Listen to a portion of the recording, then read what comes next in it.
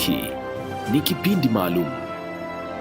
Karibu tena mpenzi mtazamaji, katika makala maalum ya ziara ya kikazi ya Mheshimiwa Waziri Mkuu Kassim Majaliwa mkoani Tabora. Waziri Mkuu Kassim Majaliwa aliwasili mkoani Tabora na kupokelewa na viongozi wa chama na serikali. Mheshimiwa Waziri Mkuu alianza ziara yake mjini Tabora kwa kuzungumza na wadau wa zao la tumbaku zaidi ya 600 wakiwemo wabunge, viongozi wa dini, chama na serikali katika mkutano uliofanyika kwenye ukumbi wa Isike Mwanakiungi.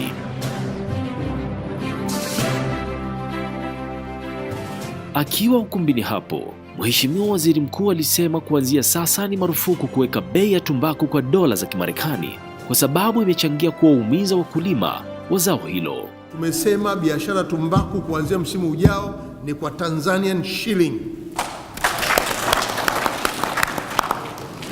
Dola inabadilika kila siku, inawavuruga wakulima. Leo utasema dola ni shilingi 2220, kesho kutwa ni shilingi 2235. Siku unaona kumkuta mkulima au imeshuka, unamlipa kwa bei ya chini kuliko bei ya siku aliyouzia. Hatuwezi kucontrol. Kama mazao mengine makubwa nchini yanauzwa kwa Tanzania shilling, kwa nini tumbaku? Mheshimiwa Mwenyekiti, unasemaje hii? Kuna mkulima anaijua dola huko? Kuna mtu anaijua dola huko? Hata sura yenyewe leo kuishika. Sasa kwa nini nakubali hilo neno? Tanzania tuna hela yetu. Kama dola wathamanishe huku juu kwenye viwanda vyao. Sisi huku tutazungumza kwa shilingi ya Tanzania. Kama bei dira ni shilingi dola 2, maana yake kilo moja shilingi 4200 sijui. Ndio maana yake. Sisi tuzungumza huku 4200. Ndio lugha ya kuelewana hiyo. Na ukitamka shilingi 4200 maana yake mpaka mwisho wa msimu ni 4200 hiyo hiyo. Lakini ukisema dola mwisho wa msimu unaweza kukuta 3300. Ndio maana yake. Hatuwezi kukubali wananchi waibiwe. Haya manunguniko haya mengine haya tumetafuta utaratibu wa kuibiana huko. Nimekukopesha dola 90.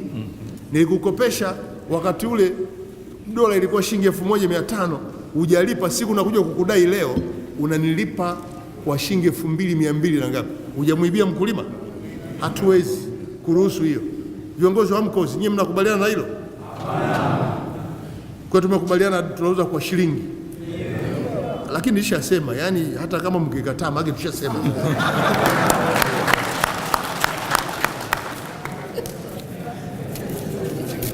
Kwa hiyo tumekubaliana, Katibu Mkuu, tunauza tumbaku kwa Tanzanian shilling. Sawa. Na tunauza Tanzanian shilling kwa sababu tunawavuruga wakulima. Sawa. Lakini kuna wizi mkubwa kwa wakulima kwa kuuza kwa dola. Wakati huo huo, Waziri Mkuu alitoa onyo kwa viongozi wa serikali kutojihusisha na biashara ya pembejeo na vishada kama hawana mashamba ya tumbaku. Vishada ni mafungu yenye majani ya tumbaku 10 hadi 12 ambayo yako tayari kuuzwa. Tunachosema, tungependa ulime shamba lako liwe shamba darasa, lakini lazima uwe mwanachama wa AMCOS. Alafu kishavuna kauze rasmi. Katazo hili la viongozi wote wa serikali kutojihusisha kufanya biashara pembejeo wala vishada ukiwa hujalima shamba. Kwa hiyo mmenisikia ma-DC, madedi na wote ambao si kwenye kategori hii, wakurugenzi, wakuu wa idara, limeni liwe shamba darasa na mjiunge kwenye AMCOS. Itapendeza sana. Tena utahamasisha kweli. Lakini usionekane unafanya biashara na wala usithubutu kumtumia mtu. Tutakujua tu.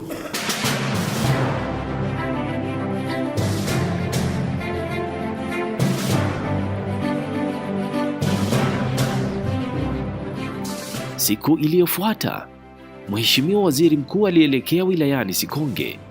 Akiwa hapo alipata fursa ya kuzungumza na watumishi na watendaji wa wilaya hiyo. Ndugu watumishi, ni vyema tukakumbushana hili la uwajibikaji. Serikali hii inasisitiza uwajibikaji, lakini pia tunasimamia uwajibikaji. Serikali hii pia nayo inahitaji uadilifu wa watumishi, na sisi tunataka kila mmoja awe mwadilifu. Tunapozungumzia uadilifu, maana yake kupokea maelekezo na kutekeleza na kupeleka mrejesho. Akiwa kwenye kikao na watumishi, Waziri Mkuu Kassim Majaliwa alimtaka mweka hazina wa wilaya Sikonge Bwana Evans Shemdoe ajieleze ni kwa nini ameshindwa kufikisha 80% ya makusanyo ya ndani, na alitaka apate maelezo yake ifikapo Agosti 25 mwaka huu. Jukumu lenu kwenye eneo hili, lazima tuungane pamoja kukusanya mapato kwenye vyanzo vyote tulivyobaini, tunavyojua kwamba vitatuingizia mapato. Na mwaka huu tuliwekeana malengo ya kukusanya fedha,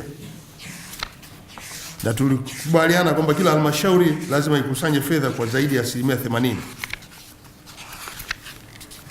Mkurugenzi, mweka hazina upo? Mapato ya ndani mmekusanya kiasi gani? Mwaka wa fedha 16-17 tumekusanya kwa 75.5. Mbona hujafikia 80%?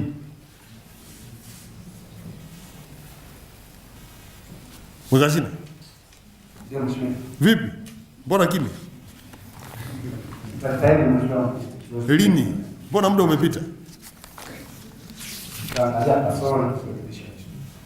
Mbona wenzako wa Nzega wameweza kukusanya mpaka 113%? Wewe chini ya 80%. Kaliua wamekusanya 91%. Nzega DC 80%. Mvua zilinyesha Nzega na huko hazikunyesha. Sasa tumeanza mwaka mpya wa fedha. Kwanza nataka maelezo, na jana nimetoa maelekezo. Maelezo yatakao nishawishi kwa nini nyie hamkufikisha 80% kama malengo ya chini ya ukusanyaji ndani ya halmashauri. Kwa sababu mkakati wetu ni zaidi ya 100%. Kiwango cha chini ya 80% tahitaji maelezo ya kina. Katika hatua nyingine, Waziri Mkuu aliutaka uongozi wa mkoa wa Tabora uhakikishe wanapatikana watumishi wa Mamlaka ya Mapato Tanzania TRA katika wilaya ili waweze kusaidiana na watendaji wa halmashauri hiyo kukusanya mapato. Lazima tupate maafisa wa TRA hapa. Kila halmashauri lazima iwe na maafisa wa TRA ili washirikiane na mweka hazina, washirikiane na idara ya fedha, washirikiane na madiwani namna ya kukusanya fedha. TRA ndio chombo ambacho tumekipa mamlaka ya kukusanya fedha, lakini halmashauri mna mamlaka zenu za kutafuta fedha, lakini wote nyewe tunaweka pamoja. TRA halmashauri mnabaini vyanzo, mnavipitia vyanzo, na toeni magari yenu kupita maeneo yote kusaidia wanaokusanya fedha kuwasilisha fedha kwa urahisi zaidi na kupata taarifa kwa urahisi zaidi. Eneo hili lazima mtenge pia na magari kwa ajili ya kupita kuona kama shughuli zinaenda vizuri.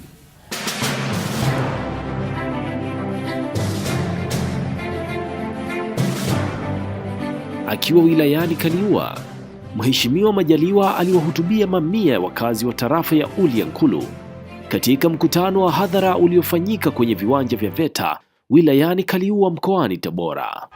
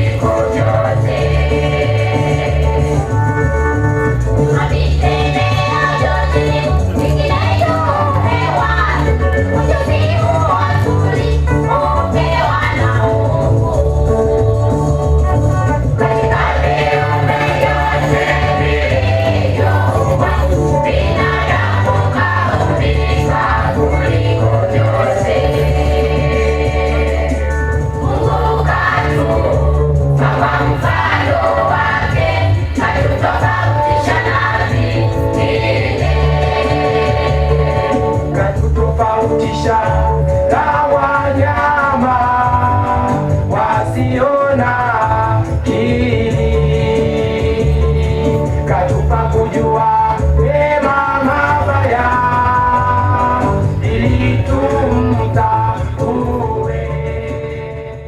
Akiwa kwenye mkutano huo, waziri mkuu pia aliwataka wananchi wanaoishi kwenye makazi ya wakimbizi ya Ulyankulu waache kujihusisha na matukio ya uhalifu ikiwemo ujambazi, mauaji na umiliki wa silaha. Tumekamata magobore 11.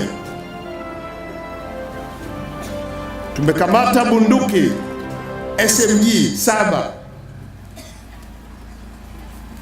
Tumekamata bunduki 2 zinaitwa Mark 4. SMG na Mark 4 ni silaha za kivita. Tanzania hatuna uzoefu nazo.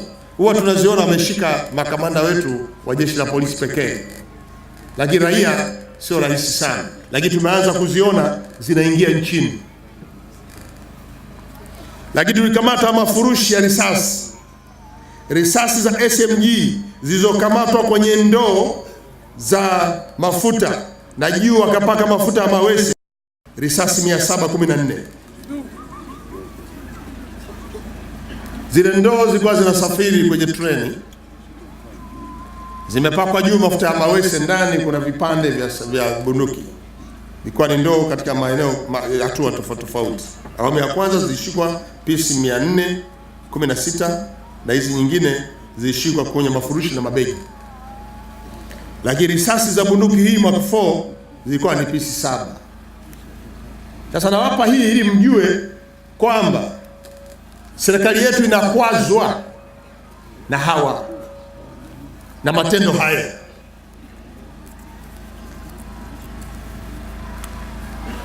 Ni vyema mnapokutana kwenye vikao vya ndani mkakemea kwa nguvu zote haya, yanaleta doa. Katika hatua nyingine, Mheshimiwa Waziri Mkuu alisema serikali imeamua kufufua mazao 5 ya korosho, tumbaku, chai, kahawa na pamba ambayo yanaliingizia taifa fedha nyingi za kigeni. Tuna mazao yetu makuu 5 ya kibiashara nchini yanayotuingizia pato kubwa.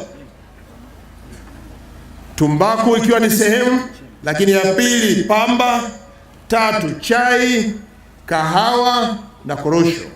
Ni mazao makuu ambayo nchi yetu inatuingizia mapato makubwa. Yako mazao mengine pia kama katani na mengine, lakini mazao haya mifumo yake tumeona lazima tuipitie, tuone namna bora kuyaendesha, kuanzia kilimo chake mpaka masoko yake. Kwa tumbaku tumeanza kuifanyia kazi. Nilipokuja kwa mara ya kwanza kukutana wadau wa tumbaku, nilikuja na taarifa mbalimbali za uovu na uhovyo tu wa uendeshaji wa zao la tumbaku unaopelekea kukatisha tamaa wakulima wa zao la tumbaku. Fedha nyingi zimechukuliwa, zinaibiwa tu, watu wanakula tu, hawaheshimu wakulima. Wakulima wanalia, hakuna kwenda kuwapa pole wala kuwaambia wanalia nini.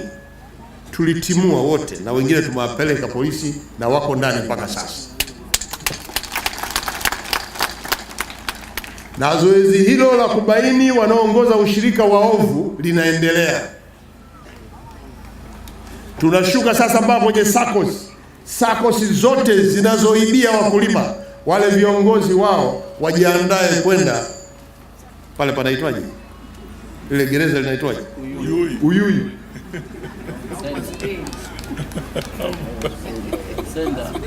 Au Nsenda jirani. Tutakuwa na huruma na kiongozi aliyeomba uongozi SACCOS kwa kiongozi wa ushirika, halafu wana ushirika wanakuletea bidhaa yao, wewe unakula fedha zao, halafu uambii zimeenda wapi, tutakukamata tu. Akizungumza kwenye nyakati tofauti katika mikutano ya hadhara iliyofanyika Ulyankulu na Kaliua, Mheshimiwa Majaliwa alisema serikali imesitisha zoezi la kutoa maeneo mapya ya utawala hadi hapo itakapotangazwa vinginevyo. Kwa sasa baada ya kuwa Mheshimiwa Kadutu amenibana huko, anasukumwa na Mheshimiwa Sakaya bana pale nataka halmashauri na nini na wengine huko, nikasema basi nitoe kauli. Nitoa kauli siku namaliza nahitimisha bunge la budget kuwa kwa sasa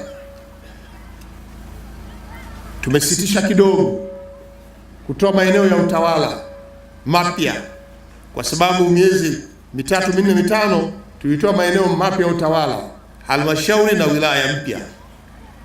Acha tuendelee kuzijenga, kuziimarisha, huduma isimame kwa miguu miwili, tuanze kufikiria maeneo mengine mapya, namna ambavyo tutaona inafaa. Kwa maombi yote tumeyachukua na tutaangalia baada ya kuwa tumeimarisha hizi wilaya mpya na halmashauri mpya ambazo tumezipa mamlaka kwa kupeleka miundombinu, majengo, ofisi na nyumba za kukaa watumishi, lakini pia huduma mbalimbali, maji na vitu vingine, ili wilaya hizo ziweze kufanya kazi zake kwa urahisi zaidi.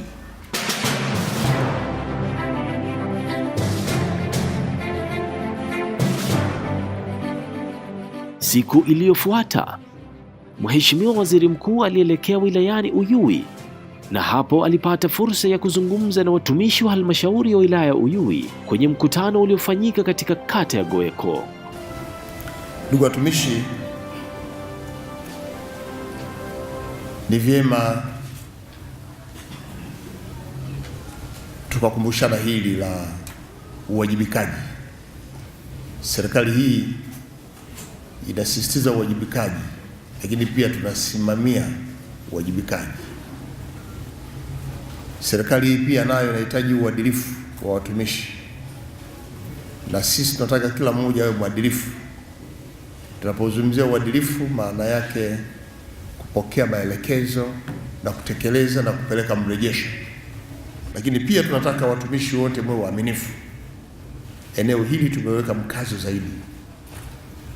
Maeneo mengi tumekuwa tunalaumiwa mamlaka za mitaa, hasa kwenye halmashauri, kuwa halmashauri ndio shimo la fedha za miradi.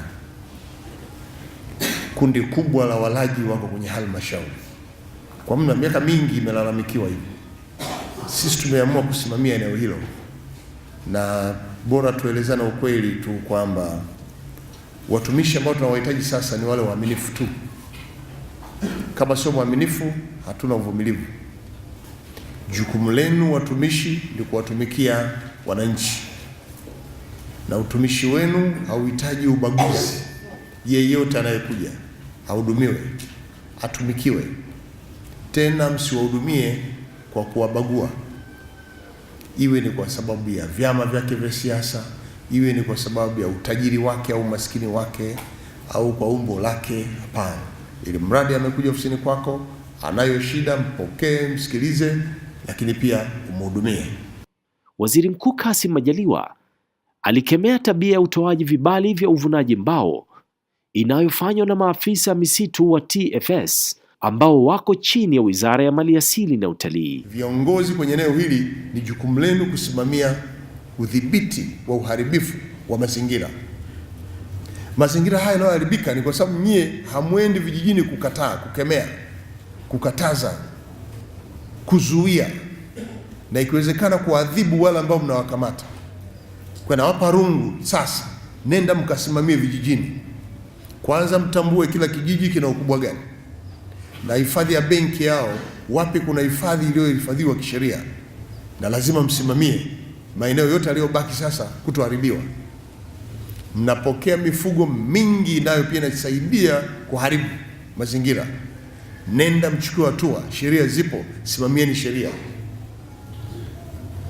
Na kwa kuwa mmejificha tu kule kijijini, kule wilayani makao makuu, huku amfiki, mambo yanaendelea huku, watu wanafanya mambo wanayotaka. Na eneo hili hapa ni maarufu sana kwa uvunaji wa mbao. Je, mnawapa vibali? Kuna mtu wa TFS hapa? TFS mmejiingiza katika kuruhusu misitu ivunwe, na mmewa overpower DFOs. Hamshirikiani kudhibiti misitu na utoaji wa vibali. Nyie mna mamlaka yenu, mnapita barabara yako na huyu pia anapita barabara yake. Na kwa kuwa umetoka serikali kuu, mmeoverpower mtu wa local authority. Mnasahau kwamba mtu wa local authority ndio analinda misitu toka inapoanza kwenye ground. Mipango yako, huwezi kuwa na mpango peke yako bila kuhusisha mpango wa DFO, ambaye ndio mmiliki wa misitu ndani ya wilaya. Wewe umekuja kwa ajili ya kuangalia kama shughuli zinaenda vizuri, lakini sasa umechukua mamlaka ya kutoa vibali. Naizungumza hiyo ni nchi nzima. Kila mahali kwa kwenda nimekuta mgogoro wa DFOs na TFS. Sasa nataka niwape maagizo, na mkuu wa wilaya, mwenyekiti wa kamati ya uvunaji, hii misunderstanding kati ya DFO na TFS, hebu tuandikieni tuone, lakini mshughulikie kusiwe na misunderstanding tena.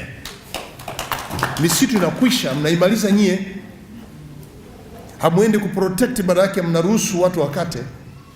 Akiwa kwenye mkutano huo, waziri mkuu alisema serikali italipa madeni yote ya watumishi ambayo yamehakikiwa na kukutwa kuwa ni halali. Nataka niwahakikishie kwamba serikali yetu tumejipanga vizuri pia kuhakikisha kwamba maslahi ya watumishi wa serikali tunayaboresha.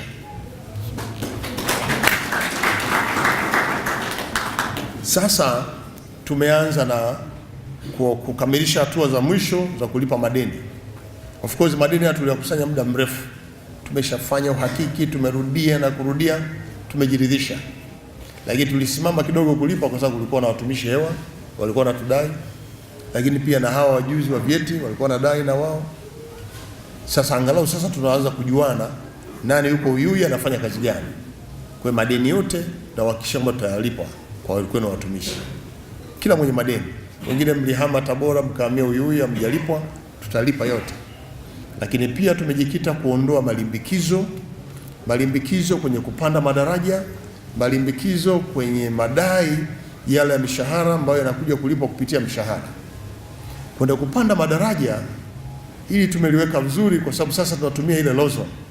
Mweka hazina anajua na idara ya uhasibu kwamba Lawson sasa inalipa effectively, na kwa hiyo hata upandishaji wa madaraja sasa nataka tuweke huko. Afisa utumishi anapotaka kupandisha watumishi wake, kwanza amejiridhisha na vigezo vyote, lakini kwa sababu tunatumia Lawson, tunataka sasa afisa utumishi akilonji kwenye mtandao ilipe mwezi huo huo wa kupandisha mshahara. Inawezekana. Msisitizo kwa watumishi, kwa afisa utumishi ni kwamba upandishaji wa madaraja, kutoa barua kumpelekea mwajiriwa kwa mpanda daraja iwe kati ya tarehe 1 na 10, ili baada ya tarehe 10 idara ya uhasibu ifanye mawasiliano na TAMISEMI na utumishi na hazina, ili mwezi ule ule fedha itoke iingie kwenye mshahara wake.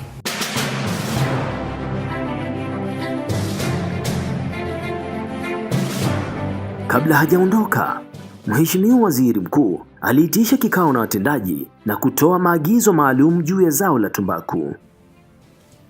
Ndugu wadau, kama ambavyo mnajua, tunataka sasa serikali isimame kumsaidia mkulima wa zao la tumbaku.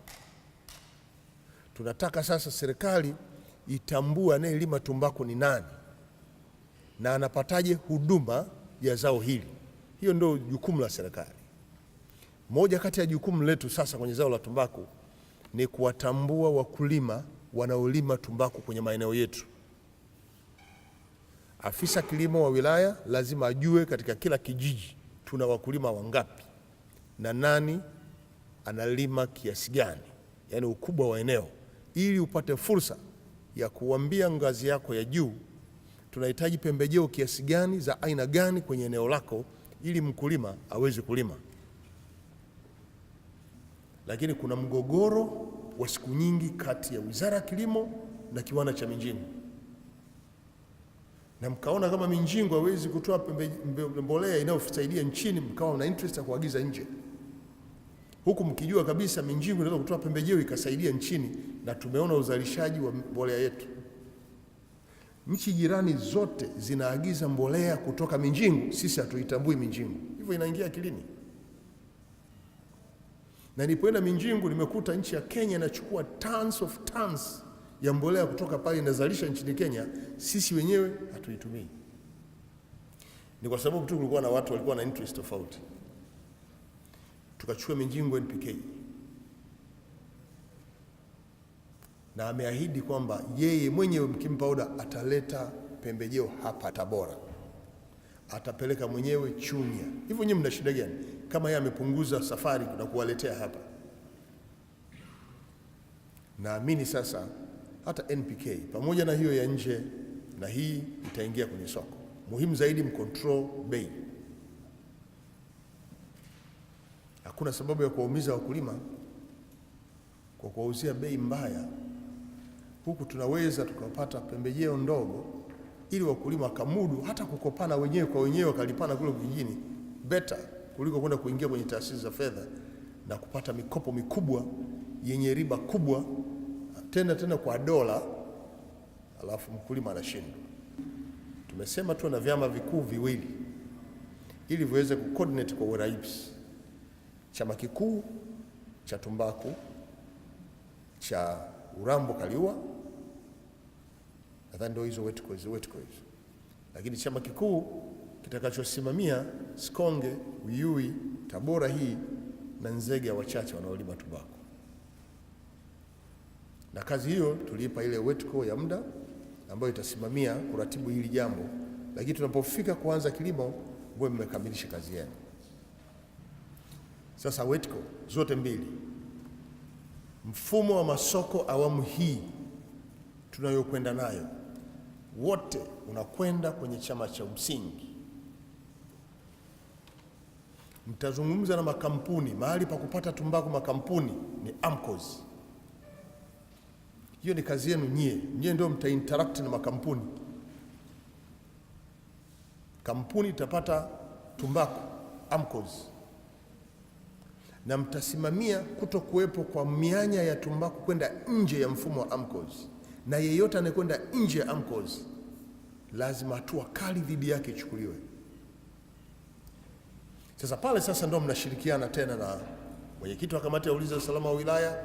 Wilaya inakuwa imelindwa, hakuna mtu anayeshiriki kutoa tumbaku nje kwa vishada au kusafirisha kwa utaratibu ambao si rasmi. Pia Mheshimiwa Majaliwa aliwataka wakazi wa mkoa wa Tabora wawapeleke watoto wao shule na waache kuwatumia kama vibarua kwenye mashamba ya tumbaku. Mkoa wa Tabora unalima zao la tumbaku.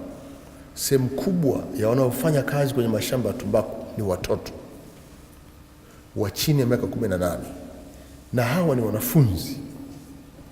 Kwa tujiridhishe tunasimamia pia kupiga vita kuwatumia watoto wadogo kama vibarua kwenye mashamba ya tumbaku, ili watoto hao wote waende shule.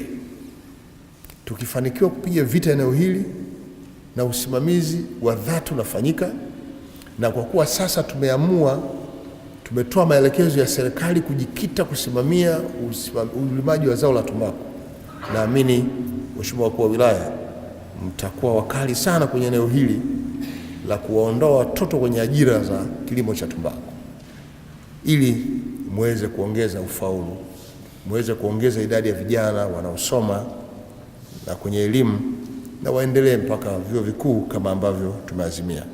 Waziri Mkuu alitumia fursa hiyo pia kusisitiza viongozi wa mkoa huo wasimamie elimu ya mtoto wa kike na kuhakikisha kuwa wanahitimu elimu ya sekondari.